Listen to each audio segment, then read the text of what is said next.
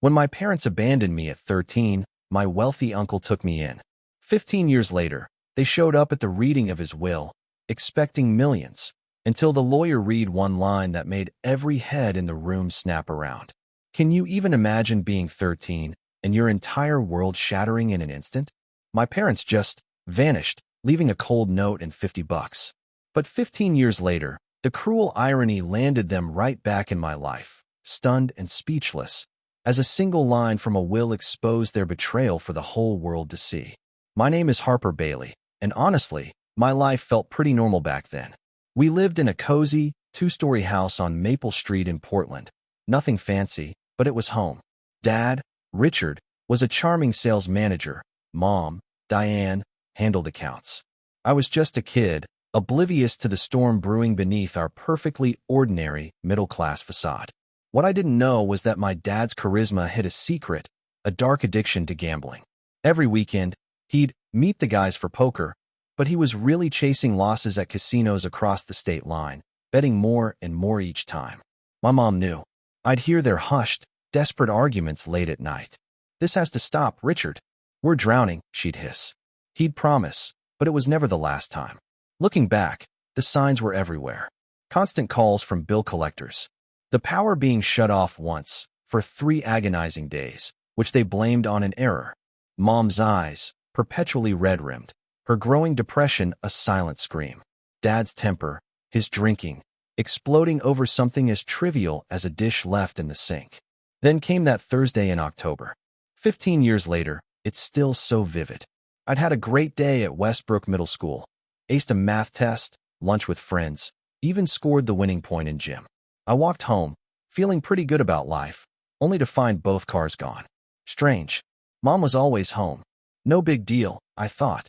Probably grocery shopping. I unlocked the door, called out, "I'm home." Only silence answered. The house felt different. Empty. That's when I saw it. The note, on the kitchen counter, held down by Mom's favorite ceramic mug. A few lines in her familiar handwriting. "Harper, your father and I need a fresh start. We're moving to Arizona to sort things out. We can't take you with us right now. Maybe someday when we're back on our feet. There's $50 in the envelope. Call Mrs. Patterson next door. She'll know what to do. I'm sorry, Mom." I read it 7 times. 7 times, convinced it was some sick joke. $50 and a note. My stomach lurched. I raced upstairs, yanked open their drawers. Empty. Their closet? Empty, except for a few old clothes they didn't want. Bathroom. Toothbrushes, toiletries, gone. The next few hours are a blur. I remember sitting on their bed, clutching that crumpled note, unable to cry, unable to process. Eventually, I stumbled to Mrs. Patterson's house, in a daze. Her face crumpled with pity when she read the note. "Oh, Harper, honey," she whispered, pulling me into a hug that smelled of lavender and warm cookies. Still, no tears came, just a hollow ache. Mrs. Patterson called the police. They confirmed my parents had the legal right to leave, but not to abandon a child. Social services arrived. Miss Winters, with kind eyes and a tired face, asked me questions I barely registered while Mrs. Patterson made tea. "Any relatives who could take you in?" she asked. I just shrugged. Grandparents were dead. Mom had a sister in Florida, but they hadn't spoken in years. "What about your father's side?" she pressed. "He has a brother," I mumbled. "My Uncle Thomas. But I've only met him twice, at funerals. They're not close." Miss Winters jotted it down. "We'll try him. But in the meantime, we need to find you temporary placement." The Johnsons, a foster family, were nice enough. They had 3 other kids, all younger. Mrs. Johnson gave me a small room, told me to call her Linda, and promised they'd sort it all out. 5 nights I spent there, barely sleeping, checking my phone for messages that never came. The one text I sent, "Why?" went unanswered. Their numbers were disconnected. On the 6th day, Miss Winters returned. "Harper, we've located your Uncle Thomas Bailey. He lives in Seattle." I just nodded, numb. What was one more stranger at this point? "The thing is," she continued, looking genuinely surprised, "he wants to take custody. He's flying down today." That afternoon, waiting in Miss Winters' office, I heard the receptionist's voice, unusually deferential. "Of course, Mr. Bailey, right this way." The man who walked in was nothing like my dad. Dad was average height, a softening middle from too much beer. This man was tall, fit, military straight posture. He wore a tailored suit that probably cost more than our old mortgage. Salt and pepper hair, neatly trimmed, an angular face with those same Bailey blue eyes I saw in the mirror. Miss Winters stood. "Mr. Bailey, thank you for coming so quickly." He nodded curtly, then turned to me, his expression softening just a fraction. "Harper, I'm your Uncle Thomas. I'm sorry we're meeting again under these circumstances." I just stared. Why would this near stranger want me? As if reading my mind, he sat down. "Your father and I haven't been close for many years. But that doesn't change the fact that you're my nephew. Family is family." Miss Winters looked puzzled. "Mr. Bailey, while we appreciate your willingness, there's a process. Home studies, background checks." Uncle Thomas cut her off, politely but firmly. "I've already spoken with my lawyers. They're expediting everything. I can provide Harper with stability, education, anything he needs. I believe that's preferable to temporary foster care. Wouldn't you agree?" The next few hours were a blur of paperwork, hushed conversations. By evening, I was somehow in a sleek black car, headed for an airport where his private jet waited to take us to Seattle and my new life. The private jet should have been my first clue about his wealth, but my mind was still reeling from the abandonment. As we flew, Uncle Thomas mostly left me to my thoughts, occasionally offering a drink or checking the cabin temperature. "Your father never mentioned what I do, did he?" he asked after a long silence. I shook my head. "Dad didn't talk about you much." A faint smile crossed his face. "I'm not surprised. I founded Bailey Technologies 30 years ago. We specialize in sustainable energy and advanced engineering." The name sounded vaguely familiar. I'd seen it on buildings, in the news, but never connected it to my own family. Another sleek car waited on the tarmac when we landed. As we drove, the Seattle skyline gave way to increasingly exclusive neighborhoods until we turned through ornate iron gates that opened silently. The driveway wound through immaculately landscaped grounds, revealing a house that looked like a modern castle. "This is Evergreen Estate," Uncle Thomas said. "It's been my home for 20 years, and now it's yours, too." The mansion was all glass, stone, clean lines, perched on a bluff overlooking Puget Sound. 20-foot ceilings, a chandelier like floating glass bubbles, polished concrete, and exotic wood floors. Wealth I couldn't even comprehend. An older woman with warm brown eyes and silver-streaked hair greeted us. "Harper, this is Mrs. Rodriguez. She's run this house for 15 years and knows it better than I do." Mrs. Rodriguez smiled. "Welcome, young Mr. Bailey. I've prepared your room. You must be exhausted." A tall, lean man in his 30s appeared, holding a tablet. "Security upgrades scheduled for tomorrow. School paperwork processed," he informed Uncle Thomas, then nodded at me. "Harper, I'm Jackson, your uncle's personal assistant." Uncle Thomas nodded. "Thank you, Jackson. Harper and I will have dinner in an hour. Please make sure everything's ready." Mrs. Rodriguez led me through the house, and I felt like I'd stepped into another dimension. An indoor pool, a gym, a theater, a library with more books than my entire school. We took an elevator, an actual elevator inside a house, to the second floor. "This will be your suite," Mrs. Rodriguez said, opening double doors. Not just a bedroom, but an entire apartment-like space. Floor-to-ceiling windows overlooking the water, a king-sized bed, a sitting area, a desk with a brand-new laptop and gaming system. A bathroom bigger than my old bedroom, with a shower that had multiple jets and a soaking tub. "Mr. Thomas had this prepared when he learned you were coming," she explained. "The closet has been stocked, but we'll arrange for more tomorrow." When she left, I sank onto the edge of the bed, overwhelmed. Just days ago, I was a normal kid in a modest house, with parents who, despite their problems, I thought loved me. Now I was in a mansion with an uncle I barely knew, surrounded by unimaginable luxury, feeling utterly, profoundly alone. I opened the closet. It was filled with clothes in my size, jeans, shirts, sweaters, even pajamas, all with designer labels I recognized from the rich kids at my old school.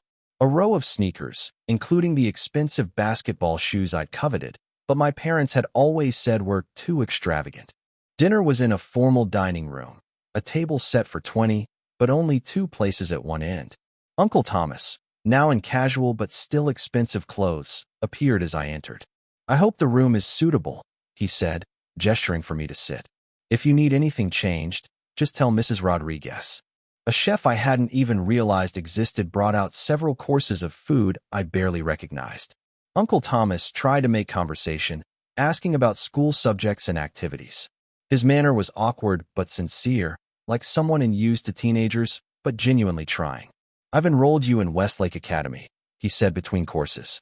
"Best private school in Seattle. You'll start Monday. Gives you a few days to settle in." I pushed food around my plate. "Why are you doing this?" I asked, my voice small. "You don't even know me." Uncle Thomas put down his fork. "You're right. I don't know you well, and you don't know me. But we're family, and I have the means to give you opportunities. That's reason enough." That night, alone in that palatial bedroom, everything finally hit me. I cried for hours, muffling sobs into a pillow that probably cost more than all the bedding in my old house combined. I cried for my parents' betrayal, for the life I'd lost, for the terrifying uncertainty of my future with this wealthy stranger who called himself family, but felt nothing like it. A soft knock startled me.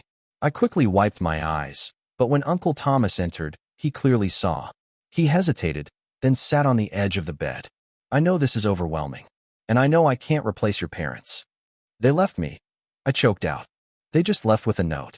"Who does that?" Uncle Thomas was quiet for a moment. "Your father and I grew up with parents who weren't kind people. Our father was harsh, sometimes cruel. Our mother was indifferent at best. I left home at 16, worked my way through college, built my company from nothing. Your father, he made different choices. He looked out the window at the moonlight on the water. I always thought Richard was stronger than me, more resilient. He had a charm I never possessed, made friends easily. But perhaps I was wrong about which of us was stronger." He turned back to me. "I can't explain why they left you, Harper. But I can promise you this. I will never abandon you. This home is yours for as long as you want it. Your education, your future, whatever you need, it's yours. Not out of pity, but because you deserve it." Something in his voice, its quiet certainty, made me believe him, at least a little. It wasn't enough to heal the gaping wound my parents had left, but it was something to hold on to in the darkness. Westlake Academy looked more like a small college campus. Gothic buildings, a perfectly manicured quad, students in navy blazers and khakis. The student parking lot was filled with luxury cars. Jackson dropped me off that first Monday in Uncle Thomas's Bentley, which immediately drew attention, but not in a good way. "That's Thomas Bailey's car," I heard someone whisper. "Is that his son?" The headmaster, Dr. Harrison, welcomed me personally. Unusual, I later learned. "Mr. Bailey, welcome to Westlake. Your uncle is one of our most generous benefactors. We're delighted to have you." That was my introduction to Uncle Thomas's true status in Seattle. Not just wealthy, but influential. The science building was named after him. The advanced engineering program existed because of his donations. Teachers spoke his name with reverence. It should have made things easier. Instead, it felt like it made them harder. "So, you're the charity case?" said a tall boy, intercepting me in the hallway after third period. His blazer looked custom-tailored. His watch gleamed gold. "I'm Trevor Blackwood. My father runs Blackwood Investments." He looked me up and down. "Is it true your parents dumped you on Thomas Bailey's doorstep because they couldn't afford to feed you anymore?" The rumor stung worse because it wasn't far from the truth. "My uncle is my guardian now," I said, trying to move past him. Trevor blocked my way. "Must be nice to suddenly become an heir to the Bailey fortune. I bet you think you've hit the jackpot." "Leave him alone, Trevor," a girl's voice cut in from behind us. "Don't you have some puppies to kick or something?" She had curly hair in a messy bun, paint stains on her fingers, an air of complete indifference to Trevor's obvious wealth. "Mind your business, scholarship girl," Trevor sneered. "Make me, trust fund baby," she shot back without missing a beat. Trevor rolled his eyes and walked away, but not before saying, "This isn't over, Bailey." The girl turned to me. "Zoe Washington, scholarship student, obviously, and proud of it. You must be Harper Bailey, nephew of the great Thomas Bailey, whose name is on half the buildings around here." "That's me," I said, relieved to have found a potential ally. "Thanks for the rescue." "Trevor's all bark, no bite," she said. "His father wants to partner with your uncle on some big development project, so he's extra jealous of anyone with the Bailey name right now." Zoe became my first friend at Westlake, showing me the ropes, the shortcuts, the teachers to avoid. As an art scholarship student among the ultra-wealthy, she understood what it was like to be an outsider. Academically, Westlake was far more rigorous. I struggled, especially in advanced math and science. Uncle Thomas noticed my late-night studying, but didn't intervene directly. Instead, he hired tutors who came to the house 3 times a week. Education is the one thing no one can ever take from you, he told me. It's worth the hard work. Our relationship remained somewhat formal those first few months. He was often busy, traveling frequently. When he was home, we had dinner, making awkward small talk. He wasn't warm like my father had been in his better moments, but he was consistent, dependable, qualities I was beginning to value more than charm. One Saturday, about 3 months after I moved in, I was wandering the grounds when I noticed a building set apart from the main house. Curious, I peered through the windows. It looked like an elaborate workshop, machinery, computers, half-finished projects. As I was about to turn away, the door opened. Uncle Thomas emerged, in jeans and a worn t-shirt. An outfit so unlike his usual suits that I barely recognized him. "Harper," he said, surprised. "I was just about to break for lunch. What is this place?" I asked. A smile transformed his usually serious face. "My workshop, where I go to remember why I started my company in the first place." He hesitated, then asked, "Would you like to see?" Inside was an inventor's paradise. 3D printers, lathes, welding equipment, computer stations, workbenches covered in tools and parts. In the center sat a partially assembled robot. "You build robots?" I asked, amazed. "Among other things," he said. "This one's for a competition a friend challenged me to." He pointed to other projects. "That's a more efficient solar panel design I'm tinkering with. Over there is a water filtration system for developing countries." I walked around, fascinated. "You do this for fun?" "I do this to solve problems," he corrected. "Money, companies, business meetings, that's all just means to an end. This," he gestured around the workshop, "this is where the real work happens, where ideas become solutions." For the first time, I saw genuine passion in my uncle. Not the reserved, controlled businessman, but an engineer who loved creating things. It was the first time I felt a real connection with him. The first hint that there might be something of myself in him, too. "Could you show me how some of this works?" I asked. Uncle Thomas's face lit up. "I'd like nothing better." That afternoon marked a turning point. Over sandwiches and sodas, surrounded by half-finished inventions, we found common ground. I discovered an aptitude for engineering that matched his. He showed me how to use basic tools, explaining concepts with a clarity my school teachers lacked. As Christmas approached, I grew anxious. My first holiday without my parents. Despite our strained relationship, we'd always had traditions, picking out a tree, watching movies, opening one present at midnight. Uncle Thomas seemed to sense my melancholy. "I don't usually decorate much for the holidays," he admitted one evening. "Perhaps this year should be different." The next day, I came home to find the mansion transformed. Professional decorators had installed a 20-foot tree, hung garlands, tasteful arrangements. It was beautiful, but felt staged, like a department store display. That evening, Uncle Thomas presented me with a box. Inside was an ornament-making kit. "Mrs. Rodriguez mentioned your mother collected ornaments," he said awkwardly. "I thought perhaps you might want to make some for our tree." The gesture was so unexpectedly thoughtful that I had to blink back tears. "Thank you," I managed. "Maybe you could help?" That night, we sat at the kitchen table, making ridiculously amateur ornaments that looked completely out of place on the professionally decorated tree. And somehow, that made the tree perfect. 2 days before Christmas, a letter arrived with an Arizona postmark. My heart raced as Mrs. Rodriguez handed it to me, but Uncle Thomas intercepted it. "May I?" he asked, expression concerned. I nodded, suddenly afraid. Uncle Thomas opened the letter, his face hardening as he read. Finally, he handed it to me. It was brief and signed in my mother's handwriting. "Harper, hope you're doing okay with Thomas. Things are tough here. Could use some help getting back on our feet. Maybe Thomas could spare some cash for your parents. We miss you. Arizona is nice, but expensive. No, Merry Christmas. No, I'm sorry we abandoned you." Just a thinly veiled request for money. I crumpled the note, anger replacing the brief spark of hope. They just want money. Uncle Thomas placed a hand on my shoulder. "They won't get it. Not from me, and not from you. Your inheritance is in a trust they can't touch." "Inheritance?" I asked, surprised. "We'll discuss that when you're older," he said firmly. "For now, know that your future is secure, regardless of what they do or say. That Christmas, we established our own traditions. Mrs. Rodriguez taught me to make her family's tamales. Uncle Thomas and I spent hours in the workshop building a model rocket. We watched sci-fi movies instead of Christmas classics. It wasn't the family I'd been born into, but slowly, it was becoming the family I needed. 3 years passed. I turned 16 in a life that sometimes still felt like someone else's. The gangly, shell-shocked 13-year-old had grown into a confident teenager, top 5 in my class at one of the country's most competitive schools. My voice had deepened. I'd shot up to 6'1", and I'd developed Uncle Thomas's broad-shouldered build. The mansion no longer intimidated me. I moved through its spaces with the ease of someone who belonged there, though I never took its luxury for granted.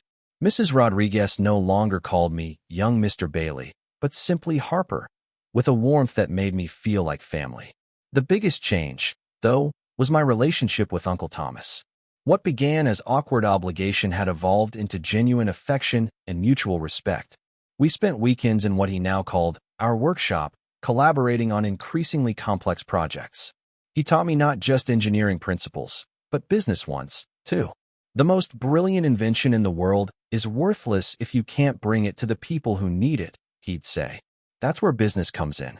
It's the bridge between innovation and impact. While he still traveled, he made a point of being home for important school events. He sat front row at science competitions, applauded at my basketball games, even though I wasn't nearly as good as the dedicated athletes, and met with my teachers regularly. At school, I'd found my place. Trevor Blackwood still sneered, but his bullying attempts had lost their impact. I had a small but solid group of friends now. Zoe remained closest, along with Andrew Kim, a programming genius, and Marcus Jones, who shared my interest in renewable energy. My parents' communications had fallen into a predictable pattern. Every few months, a letter or email would arrive, always with the same subtext: they needed money. Sometimes medical emergencies, other times car repairs or job losses. Once, they even suggested they were ready to be a family again, if Uncle Thomas would help them get established in Seattle. Uncle Thomas handled these, shielding me from the worst of their manipulation. You don't need to carry this burden, he insisted when I asked about a particularly demanding email. Focus on your education and your future. But their periodic intrusions left a scar that never fully healed. I developed a reflexive distrust of people's motives, always wondering if someone was being nice to me because of my uncle's wealth or my own merit. Zoe called it my emotional armor and was one of the few who could see past it. One evening, during spring break of my junior year, Uncle Thomas and I were working late in the workshop. He'd been teaching me about sustainable building materials, and we'd lost track of time. We should call it a night, he said, checking his watch. Mrs. Rodriguez will think we've starved to death. As we cleaned up, I noticed him wince slightly, reaching for a tool on a high shelf. Are you okay? I asked. Just getting old, he said with a forced smile. Not as spry as I once was. 2 days later, I overheard him on the phone in his study, the door not quite closed. Yes, Dr. Ramirez, I understand the prognosis. 6 months to a year without treatment, possibly 2 years with aggressive intervention, but the quality of life factors are significant. My blood ran cold. I pushed the door open without knocking. You're sick. Uncle Thomas looked up, surprised, then resigned. He hung up the phone. I was going to tell you after your exams. Tell me what? My voice sounded strange, even to my own ears. I have pancreatic cancer, he said simply. Stage 4. It's spread to my liver. The world tilted. This man, who had become my rock, my constant in a life filled with abandonment and change, was now telling me he was dying. There are treatments. I said desperately. We have money. We can go anywhere, get the best doctors. Harper. His voice was gentle but firm. I've consulted with the best oncologists in the country. The cancer is aggressive and was caught too late for surgery. There are treatment options that might extend my life somewhat, but they won't cure me. I sank into the chair across from his desk, trying to process it. How long have you known? About a month. And you didn't tell me? I wanted to be sure of the diagnosis and understand the options first. He came around the desk and sat beside me. Harper, look at me. I raised my eyes to meet his. This changes nothing about your future. Everything is arranged. Your education, your inheritance, this house, it will all be yours. Jackson and Mrs. Rodriguez will stay on if you want them to.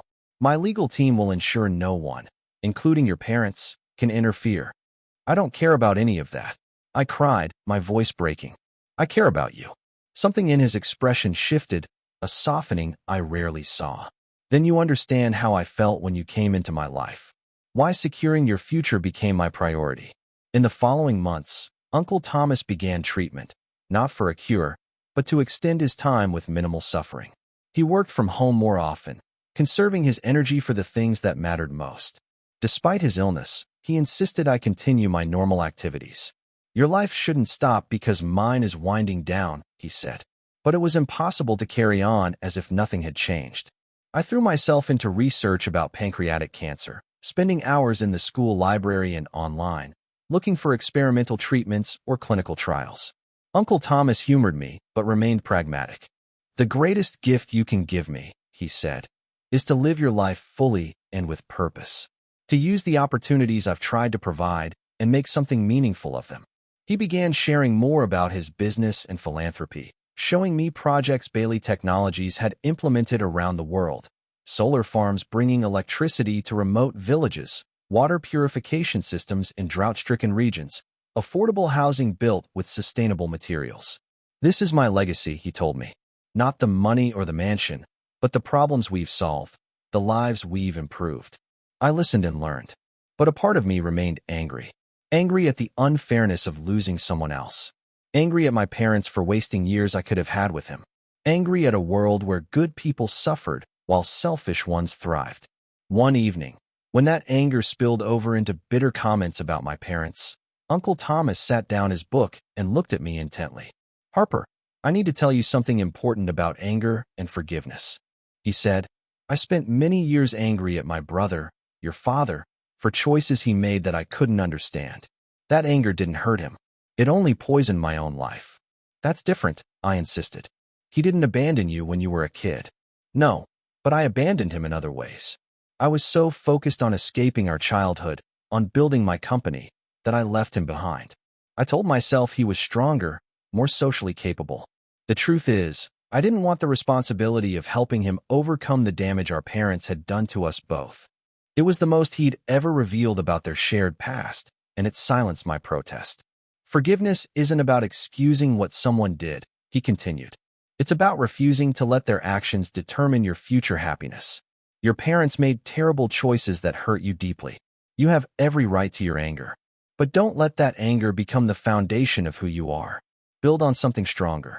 Those words stayed with me, challenging my growing resentment and offering a different path forward. One I wasn't sure I was ready to take, but one I couldn't ignore. Harper James Bailey. As the headmaster called my name, I walked across the stage to receive my high school diploma. From the audience came enthusiastic applause, led by Uncle Thomas, thin and pale, but sitting proudly in the front row. Despite his deteriorating health, he had insisted on attending. Mrs. Rodriguez sat beside him, dabbing tears, while Jackson stood vigilantly nearby. As valedictorian, I had already delivered my speech. Looking out at the sea of faces, classmates in their caps and gowns, proud parents, I had spoken about resilience and finding family in unexpected places. 5 years ago, I thought I knew what family meant, I'd said. I was wrong. Family isn't always defined by blood. Sometimes it's defined by who shows up when everyone else walks away. Who believes in you when you don't believe in yourself? Who teaches you not just how to succeed, but how to become the person you're meant to be? From the stage, I'd locked eyes with Uncle Thomas, whose usually stoic expression had softened with emotion. To the person who taught me that true strength isn't about never falling, but about how you rise after each fall. Thank you for showing me what it means to live with purpose and integrity. Everything I achieve will carry your influence. Now, diploma in hand, I returned to my seat. Later, at the small celebration Uncle Thomas had arranged at the mansion, I found him sitting alone on the terrace, overlooking the Sound. You should be enjoying your party, he said, gesturing toward the gathering inside. I wanted to check on you. I replied, taking the seat beside him. How are you feeling? Proud, he said simply. Prouder than I've ever been about anything I've accomplished myself. The summer stretched before us, bittersweet. I'd been accepted to MIT with a full scholarship, following in Uncle Thomas's footsteps, but I had deferred for a year, with the university's understanding. Uncle Thomas had initially objected. Your education shouldn't wait, he'd insisted. Some lessons can't be learned in a classroom, I'd countered. I want to be here. Please let me. He'd relented. And now we had precious months to spend together. We made the most of that summer. When he had energy, we worked in the workshop on projects he called his last hurrahs, innovations he wanted to complete before he couldn't anymore. He introduced me to his closest business associates, ensuring they would mentor me. We took short trips to places he loved, the Grand Canyon at sunrise, the redwood forests, the quiet lakes of Montana where he'd fished as a young man finding his way. Between these good days came increasingly difficult ones as the cancer progressed. Hospice nurses visited regularly. A hospital bed was installed in his room. Mrs. Rodriguez prepared his favorite foods in increasingly smaller portions as his appetite waned. During these harder times, we had conversations that would shape the rest of my life. Uncle Thomas spoke openly about death, about his beliefs, about his hopes for my future. Don't waste time on regret, he told me one late night when pain kept him awake. I spent too many years regretting the relationship I didn't have with my brother. It changed nothing. I'm still angry at them, I admitted. I don't know if I can ever forgive them. Forgiveness isn't something you do once and it's finished, he said. It's a choice you make again and again. And it's not for them. It's for you. As summer turned to fall, Uncle Thomas asked me to make a promise. Whatever you do with your life, Harper, promise me you'll choose it for yourself. Not out of obligation to me or rebellion against your parents.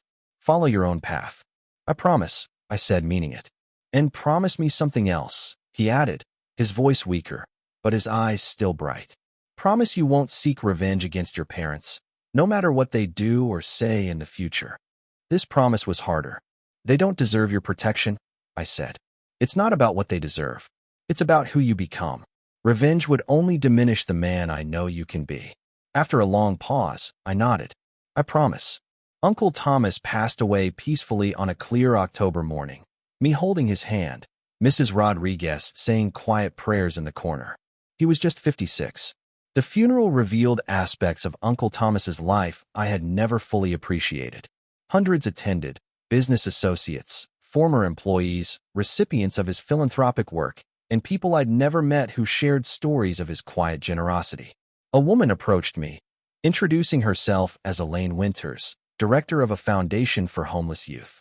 Your uncle funded our entire organization anonymously for 15 years, she told me.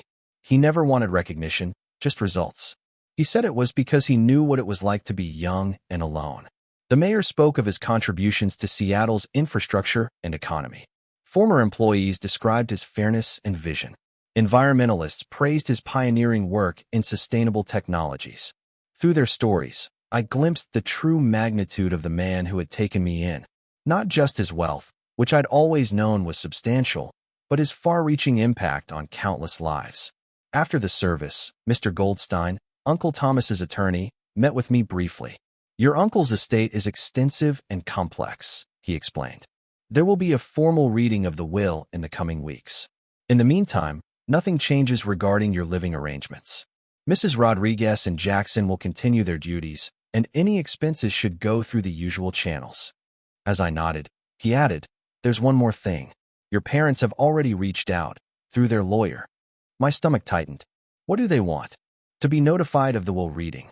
As your uncle's only sibling, your father believes he has a claim to the estate. Mr. Goldstein's expression remained neutral, but his tone suggested this would not be a simple matter. The reality I'd been avoiding crashed in. My parents would try to get Uncle Thomas's money now that he was gone. The thought made me physically ill. Can they take it? I asked, dreading the answer. Mr. Goldstein allowed himself a small smile. Your uncle was extremely thorough in his estate planning. I wouldn't worry too much, but you should be prepared to see them at the reading. The thought of facing my parents after 5 years, these people who had abandoned me now showing up to claim wealth they'd done nothing to earn, filled me with a dread that eclipsed even my grief. Fast forward 12 years. Blink, and it's gone. At 28, I barely resembled the abandoned teenager Uncle Thomas had taken in. MIT had shaped me into the engineer he always believed I could become.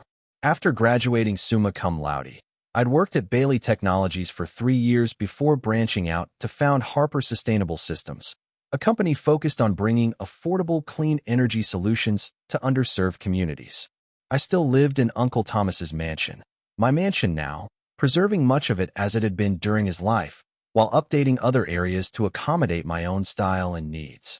Mrs. Rodriguez, now 70, had refused to retire and still ran the household with loving efficiency. "This house is my home, too," she'd said, "and looking after you gives me purpose. Your uncle would want me to stay as long as I'm able." My company had recently made headlines for developing a solar panel system that cost 80% less than conventional models, while delivering 30% more energy.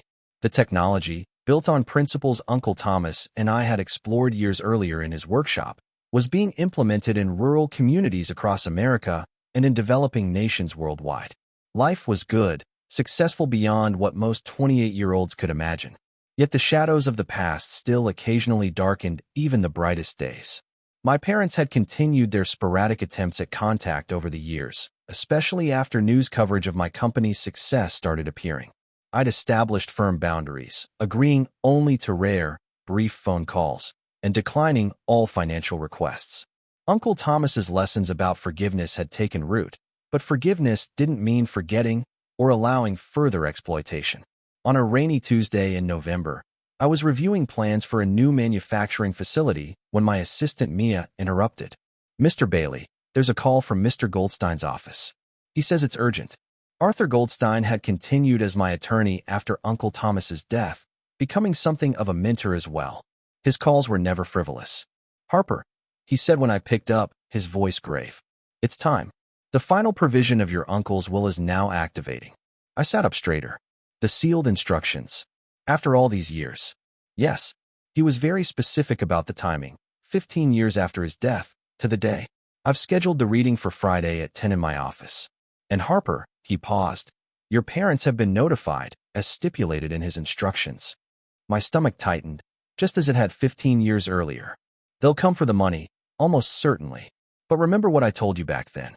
Your uncle was extremely thorough." After hanging up, I sat at my desk, staring out at the rain-lashed sound. For 15 years, I had known this day would come. Uncle Thomas had structured his will in stages, with the bulk of his estate held in trust, with me as beneficiary, but not fully transferred until this final provision was satisfied. Mr. Goldstein had never been permitted to tell me what that provision contained, only that it was your uncle's last and most important lesson. That evening, I received an email from an address I didn't recognize. Subject line: "It's been too long, son." My father's message was brief. "Harper, we've heard about the final will reading. It's time this family came together again. Your mother and I have had a difficult 15 years, but we've changed. We're so proud of the man you've become and the success you've achieved. Looking forward to reconnecting on Friday, Dad." No apology for abandonment. No acknowledgement of the pain they'd caused. Just a transparent attempt to position themselves for whatever money might be coming. The next day brought a text from my mother, equally self-serving, claiming she'd always known I would be successful and that she prayed for me every day. Friday arrived with a sense of inevitability. I dressed carefully in one of Uncle Thomas's favorite suits that I'd had tailored to fit me, a subtle connection to him on this important day. Mrs. Rodriguez straightened my tie. "Your uncle would be so proud of the man you've become," she said. "Not because of your success, but because of your character." "I hope so," I replied. "Sometimes I wonder if I've lived up to his expectations." She patted my cheek. "He never had expectations for you, Harper. Only hopes. And you've exceeded everyone." Mr. Goldstein's office occupied the top floor of a downtown Seattle high-rise, with views of the skyline and harbor. As my car pulled up, I spotted a couple by the entrance. A man with gray-streaked hair, a woman with obvious cosmetic surgery trying too hard to look younger. Even after 15 years, I recognized them immediately. My parents. They had aged, of course. My father had developed a paunch and lost most of his hair. My mother's face looked artificially tight, her lips too full, her skin stretched.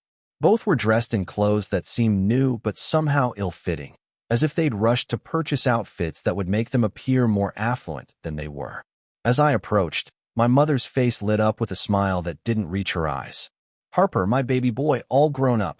She moved as if to hug me, but I stepped back slightly, extending my hand instead. Diane, Richard, it's been a long time. The formality clearly disappointed them, but they recovered quickly.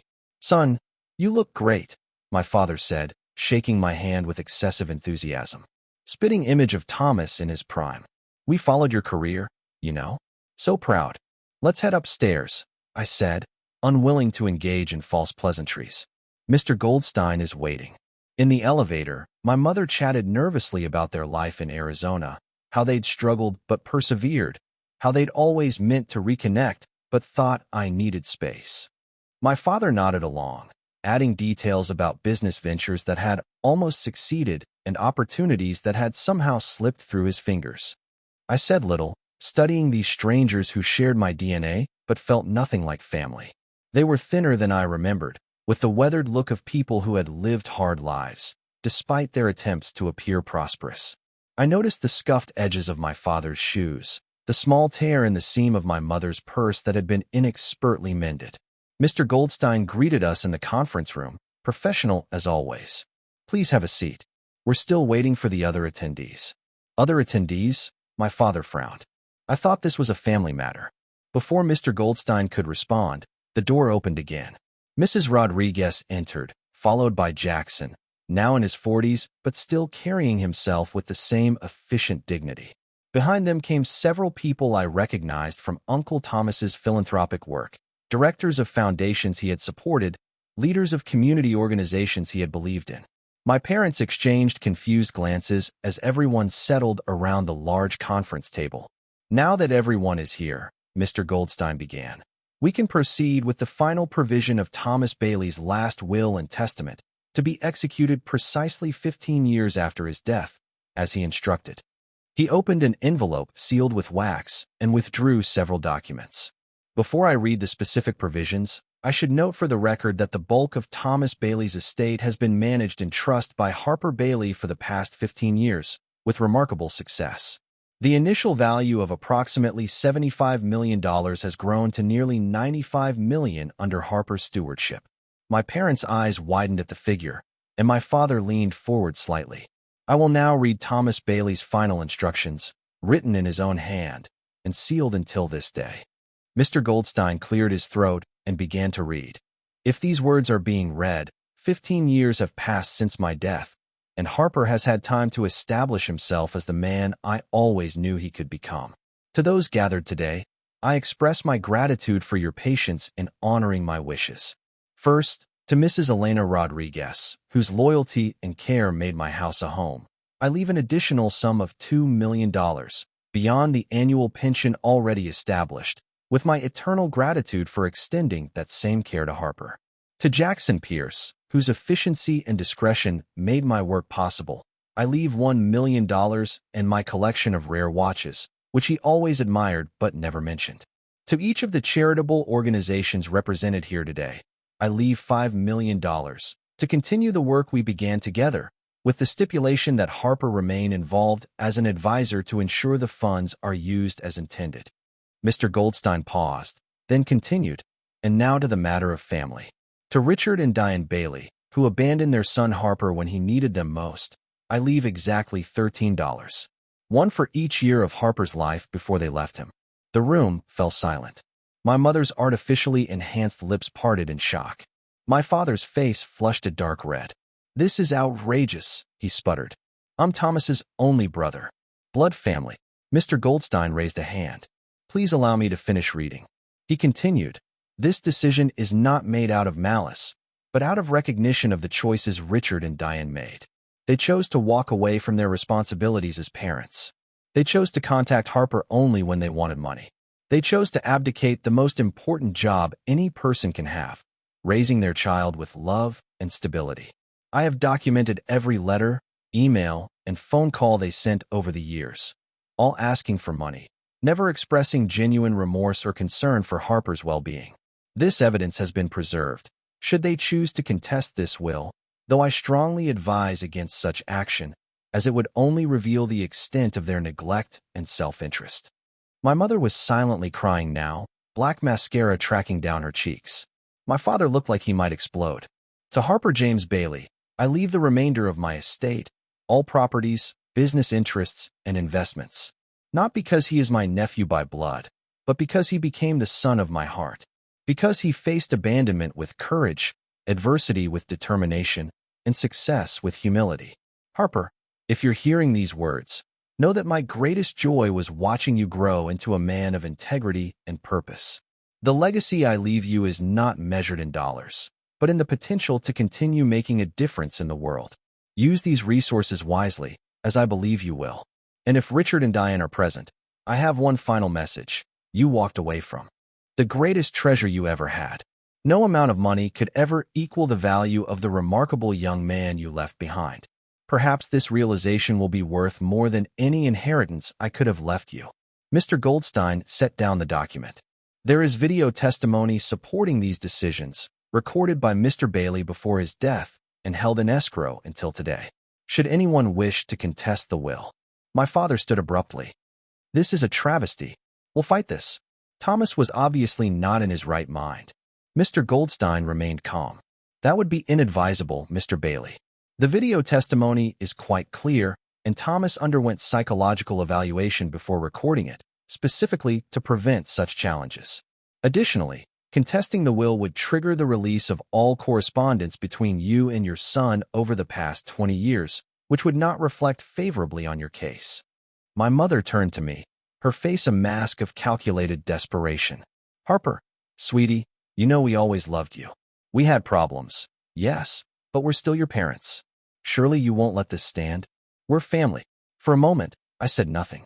I looked at these two people who had walked out of my life with nothing but a note and $50, who had reached out only when they wanted something, who had shown up today not to reconnect with their son, but to claim money they hadn't earned.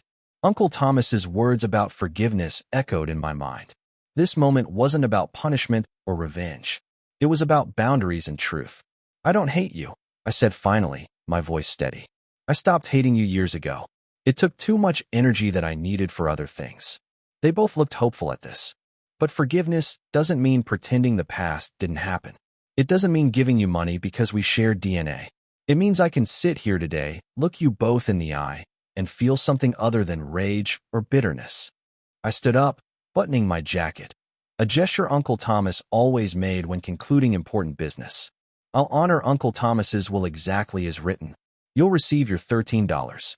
But I'll also offer you something he didn't specify, a chance at an actual relationship if you want it. Not based on money or what I can give you, but based on genuine connection. My number hasn't changed in 15 years. If you're interested in knowing your son, not your meal ticket, you can call me. My father's face twisted with anger. You ungrateful, Richard, my mother interrupted, putting a hand on his arm. She looked at me with what seemed like genuine regret for perhaps the first time. We made a mistake, Harper. A terrible mistake. Yes, you did, I agreed. But mistakes don't have to be the end of the story, unless you choose to keep repeating them.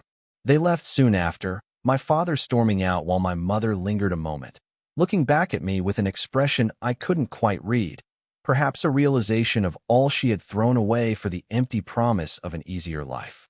After the others had departed, only Mrs. Rodriguez, Jackson, and Mr. Goldstein remained. Your uncle would have been proud, Mr. Goldstein said. You honored his wishes while still leaving the door open for reconciliation. That takes strength. Uncle Thomas taught me that true strength isn't about power over others, I replied. It's about standing firm in your own values, while still remaining open to possibility. Mrs. Rodriguez squeezed my hand. He is proud. Wherever he is, I feel it. That evening, back at the mansion, my home, I sat in Uncle Thomas's study, now mine, looking out at the sound as the sun set. On the desk sat a letter I'd never shown anyone, delivered by Mr. Goldstein the day after Uncle Thomas's funeral. My uncle's final words to me, alone. Harper, by the time you read this, I will be gone. But if I've done my job right, you won't be alone. You'll be surrounded by people who value you for who you are, not what you have. When I took you in, I thought I was rescuing you. The truth is, you rescued me from a life of wealth without meaning, success without connection. You brought purpose to my final years that no business achievement ever could. The path ahead won't always be easy. Your parents may reappear when the final provisions of my will are executed. Remember that their choices reflect their own brokenness, not your worth. Forgiveness doesn't require you to be a doormat. It just frees you from carrying the weight of their failures. Build something meaningful, Harper. Not just with money or technology, but with your life. Create connections that matter. Solve problems that help people. Find the joy I didn't discover until it was almost too late. I may not be your father by blood, but in every way that matters, you are my son, and I couldn't be prouder of the man you are becoming. With love and faith in your future, Uncle Thomas. 15 years after receiving those words, I could finally say I'd honored them. The company I'd built focused on solving real problems for people without access to clean energy. The foundation I'd established in Uncle Thomas's name provided scholarships for teenagers facing challenges similar to mine. And though the wound of abandonment had left a scar, it no longer defined me. My phone buzzed. A text message. I expected it to be from Zoe, who had remained my closest friend and recently become something more. Instead, it was from my mother. Harper, your father is too proud to admit it. But we were wrong. Not just today, but 15 years ago. I don't expect forgiveness or money. But if your offer of a relationship was sincere, I'd like to try. One step at a time. Mom. I set the phone down, not ready to respond yet. Uncle Thomas had taught me that some decisions shouldn't be rushed. Whatever I decided about my parents, it would be from a position of strength, not need. The abandoned boy was gone, replaced by a man who understood that true family isn't always defined by blood, but by choice, commitment, and love. Looking out at the darkening sky, I whispered, "Thank you, Uncle Thomas." Knowing that his greatest gift hadn't been the wealth or opportunities, but the example he'd set of integrity, purpose, and the courage to choose the right path, even when it wasn't the easiest one. So, what would you do if you were in my situation? Would you give your parents another chance after such betrayal? Or would you keep your distance, despite forgiving them? Let me know your thoughts in the comments below. If this story touched you, please hit that like button and subscribe to hear more stories about family, forgiveness, and finding your own path. And remember, sometimes the family we choose is more important than the family we're born into. Thank you for listening, and I hope this story helps you appreciate the people who've stood by you when others walked away.